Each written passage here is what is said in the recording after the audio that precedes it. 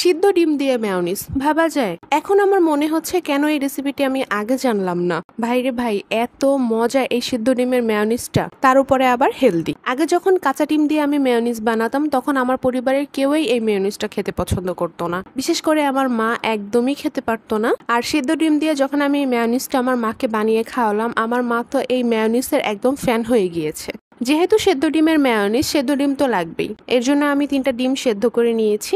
এখন একটা একটা করে ডিমগুলোর খোসা ছাড়িয়ে নিব। ডিমের খোসাগুলো ছাড়িয়ে নেওয়া হয়ে গেলে আমি এখানে একটা ব্লেন্ডারের জার নিয়েছি, তার মধ্যে এখন একটা একটা করে ডিমগুলো দিয়ে দিব। তারপর এর মধ্যে দিয়ে দিচ্ছি 1/4 কাপের মতো নর্মাল পানি। এখানে কিন্তু অবশ্যই পানিটা ব্যবহার করতে হবে। তারপর দিয়ে দিলাম 1/3 কাপের মতো সয়াবিন তেল। এর পরিবর্তে আপনারা অলিভ অয়েল বা সানফ্লাওয়ার অয়েলও দিতে পারবেন। তারপর দিয়ে দিচ্ছি 1/2 চা চামচের মতো লবণ।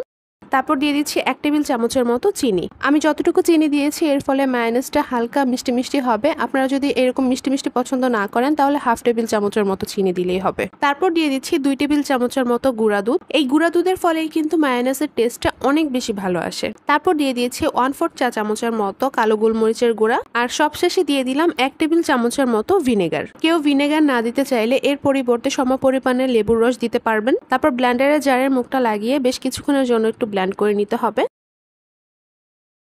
কিছুক্ষণ ব্লেন্ড করে নেওয়া হয়ে গেলে ঢাকনাটা সরিয়ে একটা চামচের সাহায্যে একটু নেড়েচেড়ে দিচ্ছি। দেখতেই পাচ্ছেন মায়োনিজের টেক্সচারটা কিন্তু এখন একদম স্মুথ হয়নি। এর জন্য চামচ দিয়ে একটু ভালোভাবে নেড়েচেড়ে নেওয়ার পরে আমি আরেকবার একটু ব্লেন্ডারে ব্লেন্ড করে নিব। ভালোভাবে মিক্স করে নেওয়া হয়ে গেলে ঢাকনাটা লাগিয়ে আবার কিছুক্ষণের জন্য একটু ব্লেন্ড করে নিতে হবে। মায়োনিজটা একদম স্মুথ হওয়া পর্যন্ত ব্লেন্ড করে নিতে হবে। হয়ে গেলে আমি ব্লেন্ডারটা বন্ধ করে দিব। এই তো মেয়োনিজটা একদম পারফেক্টলি ডান। আমি একটা চামচের সাহায্যে আপনাদেরকে একটু দেখিয়ে দিচ্ছি এর কনসিস্টেন্সিটা কতটা পারফেক্ট হয়েছে, দেখতেই পারছেন। কেউ বলবে এটা সেদ্ধ ডিমের মেয়োনিজ? আমরা কাঁচা ডিম দিয়ে যখন মেয়োনিজ বানাই তখন সেটা দেখতে যেমন হয় ঠিক তেমনই হয়েছে কিন্তু দেখতে। এখন এই মেয়োনিজটা আমি একটা বাটিতে সার্ভ করে নিব। আপনাদের সবার কাছে অনুরোধ থাকবে আপনারা একবার হলে এই মেয়োনিজটা বাসায় ট্রাই করবেন। আমি লিটারালি এই মেয়োনিজের ফ্যান হয়ে গিয়েছি। একদম খুব সহজেই কিন্তু কয়েক মিনিটের মধ্যে বানিয়ে নেওয়া যায় এই মেয়োনিজটা। আর টেস্টের কথা কি বলবো, এত বেশি অসাধারণ। আপনারা এই মেয়োনিজটা যে কোনো কিছুর সাথেই খেতে পারবেন। স্যান্ডউইচ বলেন, বার্গার বলেন, শর্মা বলেন, বা আমার মতো এইভাবে চিকেন ফ্রাইয়ের সাথেও খেয়ে দেখতে পারেন, ভীষণ ভালো লাগে। আর এই মেয়োনিজটা কিন্তু সালাদের ড্রেসিং হিসাবেও ব্যবহার করা যাবে।